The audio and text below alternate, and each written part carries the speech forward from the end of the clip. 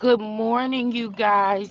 Good morning. I hope you all are getting your day started. If not, some of you may not be up already. I am a very early riser and I go to bed late too. I don't go to bed now extremely late anymore. I do need to try to get myself in there by 12 o'clock and my eyes closed, but I do have a pretty long day considering that I wake up so early. So I generally wake up at 5 in the morning. So that's where my day starts. So now I'm gonna have to get some gas, you guys. So it might be a pause in the live. Because I gotta grab gas. I was being lazy yesterday when I came in and I did not feel like stopping. So I gotta get gas today. I normally do it on Friday so I can do from Friday to Friday. Um but yeah, I gotta stop. So it might be a brief silence. Um, but I wanted to come in to talk to you guys this morning. So last night I fell off to sleep listening to more Gerald's commentary. What I plan to do today so that I can get a good general overview is I listened to some Monique this morning and then I went and listened to some of Queen Sheba because I wanted to get a feel for how each of them um felt attending the trial. And one of the things is that they are overwhelmingly reporting that they are being harassed. They are being harassed by the other side because it is automatically assumed that because of the hue of their skin, that they are there to support Carmelo Anthony. And they are all trying to make it clear that they are reporting the facts and the details of the case. And they're trying to stay focused on the facts and the details of the case. And that is admirable of them because they are there reporting. And that is what should be done. However, that is not how I'm going to conduct my commentary around this case because this case is heavily charged, racially charged. It is heavily racially charged because we live in Trump's America.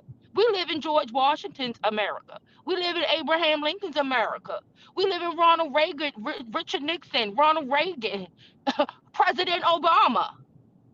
There was nobody who was treated as horrible as President Obama in Obama's America, right? In Obama's America, right? So much so, he was treated so horribly that people of color can't even identify the policies that he implemented in their favor because from the other side they are telling them that those policies were not in their favor. And furthermore, most of those people don't realize that those policies and incentives were in their favor until they're gone. Because what do they say? You never know what you got till it's gone. When you don't have something, you don't know you don't have it, right? But when you get something and then you don't treat it well and you don't think it means anything, and then it's gone, then you realize that you had something, right? So I went down a line, a presidential line, that this doesn't just start with Trump, but it is definitely the history of racial tension is definitely inflamed by Donald Trump. And that is the reason why I titled this live this morning Carmelo Anthony and the dad. And when I say the dad, I'm not talking about Carmelo Anthony's dad. I'm talking about Austin Metcalf's dad. Okay. Now, there are a couple of things that Austin Metcalf's dad did. Now, I'm not going to talk about Austin Metcalf's brother because he's still rather young, and there might be some things that he has not come to a full realization yet, right?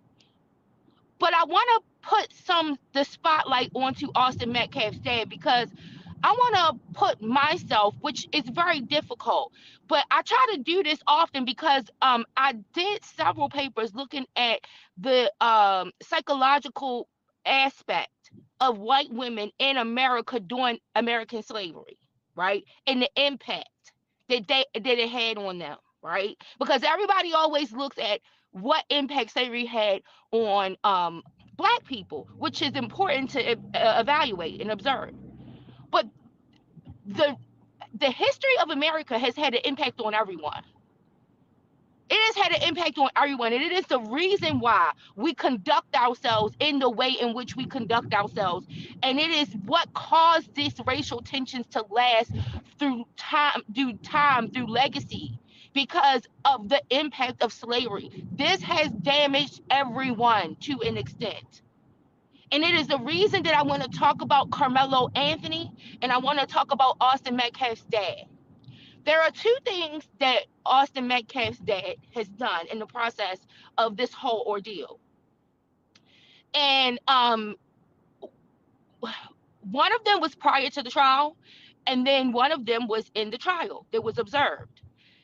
And I want to posit a different idea than what some of the other creators may be interpreting from his his demeanor, right? Um, so prior to during the press conference, when Carmelo Anthony's parents went to go do a press conference, right? Um, Austin Metcalf's dad was there. He stood in the room. He had on black sunglasses, and he was standing there in the room. And he was asked to leave. And when he was asked to leave, he tried to explain that he was there as a show of support. He was there to tell them to leave these people alone. That this is not what we do. That we have to allow the system and the process to run its course. And this is not what we do. We don't dox families. We don't put children in danger. We don't create dangerous situations for someone because of what someone has done. We allow the system to work, right? And this is what Austin Metcalf's dad said, that he was there in support. Now, there are some that don't believe that, but this is something that he stated. And so when I listened to Gerald, when I listened to Neek, when I listened to Queen Sheba, the little bit I got to hear this morning,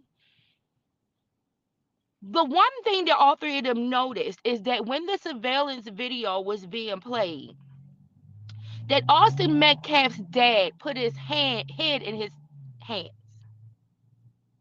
They said they didn't notice whether or not there were tears that accompanied that lowering of the head, but that he put his head in his hands. And because I'm a principled person, right? I want to give, because whereas I feel like that what Austin and Hunter did was savage. It was savage. What they did was savage. If they want to call what Carmelo Anthony's response was and label him a monster, then what they did was savage. Okay? But just because what they did was savage, it doesn't mean that an older individual cannot look at something and say, why did they do that? Why did they think that they were entitled to do that?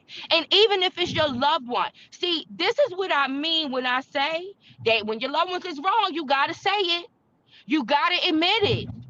Because if not, then you will allow everyone else to think that wrong is right and right is wrong.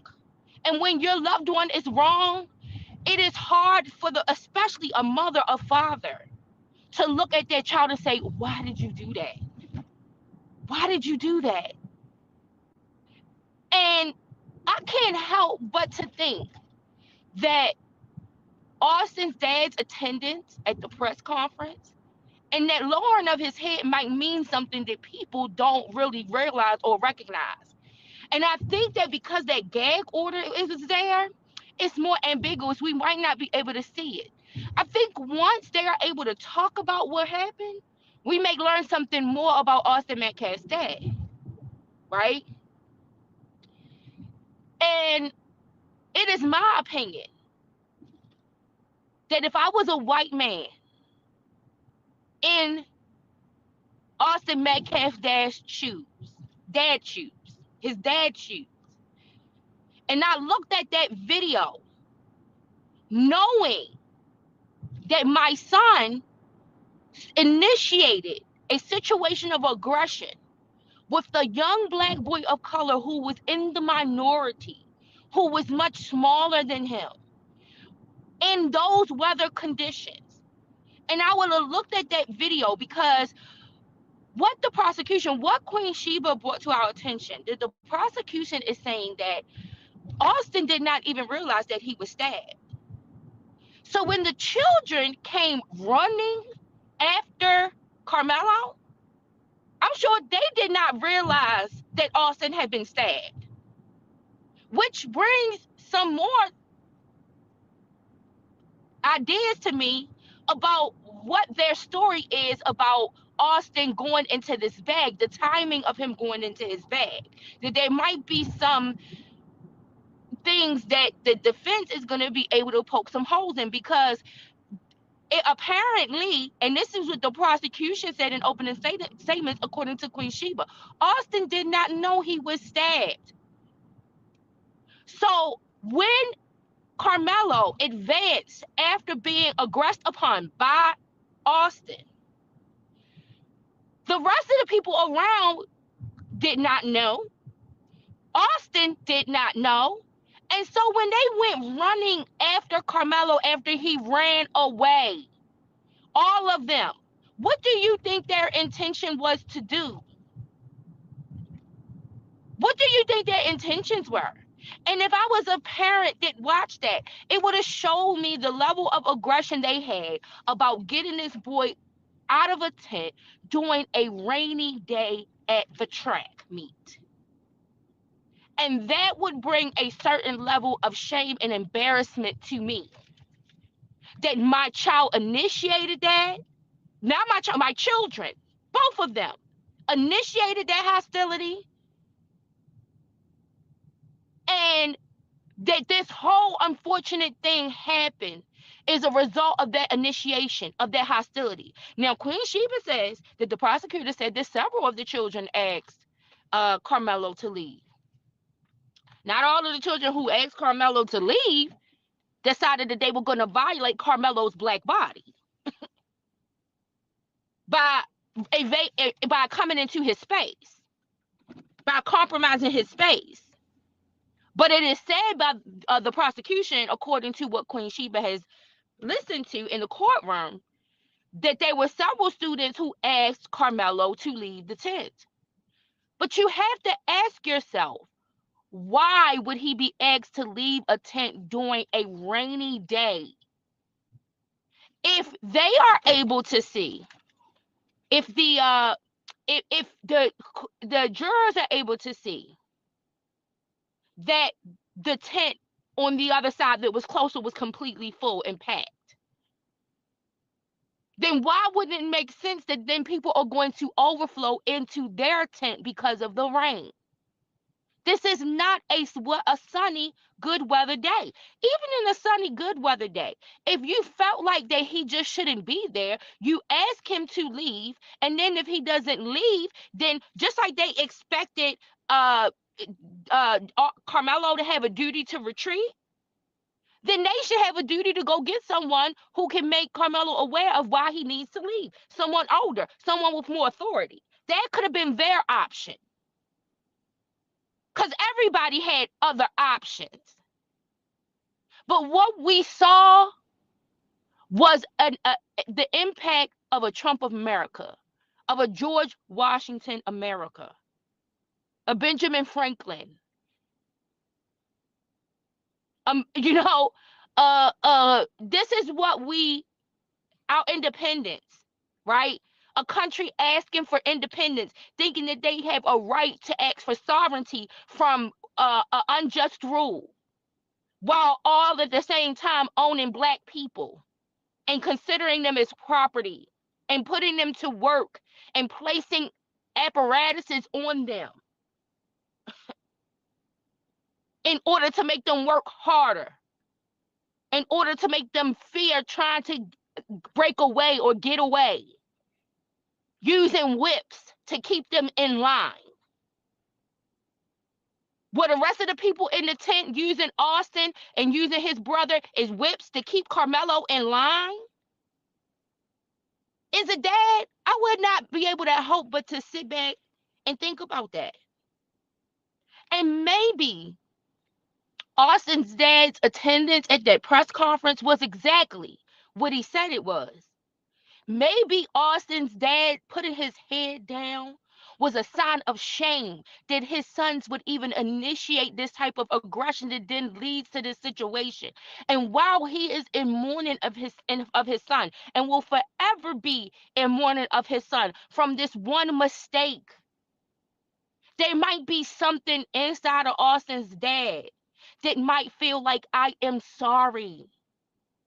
I am sorry that on a rainy day that my children could not have enough compassion to allow you to find shelter in this tent, because if they had done what I taught them, if that's what you taught them, then that's what they would have done.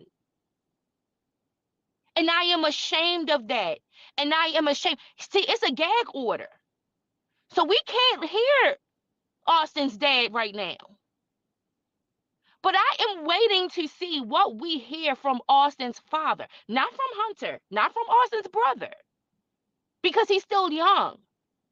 But this whole thing, even if Austin's dad has some, prejudices, some racism in him before this event happened, something like this can either harden the heart of a racist or it can soften the heart of a racist, of someone who holds a prejudice. And we don't know if Austin's dad possessed any of that prior to. But what I'm saying is that I'm going to the strongest extreme, the harshest extreme, which is someone who is brought up in a racist system. Right? This is the racial contract, not a social contract. And that is the issue that is with this whole thing is that social media and these content creators, and I applaud them, are trying to keep things focused on the facts of the case. But the fact of the matter is that the United States social contract was founded on the basis of a racial contract. And that racial contract states that in order for us to put these black bodies to work, we have to make them lesser than us. And this type of idea is pervading and perversing the minds of people, even to this day. To this day, where we end up in a situation. I wonder if Austin and Hunter would have get that same response to someone who was looked like them, to someone who was the same size as them. I'm just wondering. I'm just wondering. It's just a thought, right? And we can't help but to ask the question. What made you think it was okay for you to trespass this boy's body on a rainy day where everybody is looking for shelter from the rain? You wanted him out of you wanted to just watch him stand outside of a canopy, in the pouring down rain? That was acceptable? You thought that was okay? Yeah, you thought it was okay. Why? Because you grew up underneath a racial contract that lets you say you don't have to worry about what happens to black bodies. They wanted black bodies to work in the rain, in the snow, in the sleet, in the south, in the north, all across the colonies. And then the later purchases.